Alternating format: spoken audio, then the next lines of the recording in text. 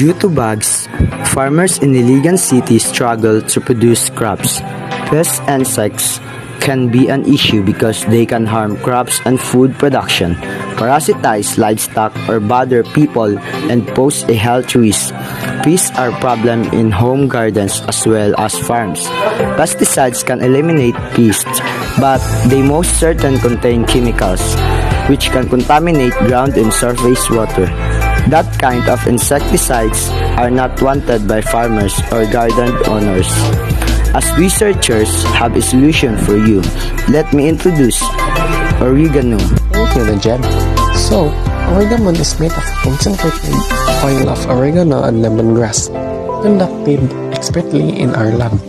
The unique quality of Oregamon is that it is completely organic and suitable for use in most crops, especially in your garden. Because it's organic, you can rest easy knowing that you don't have any to worry about the negative effects of pesticides or about spraying them on any and all of your plants. It won't be absorbed by your plants or the soil, and it can be readily rinsed off of your plants. Farmers and people who have garden, worry no more. Oregamon is hope.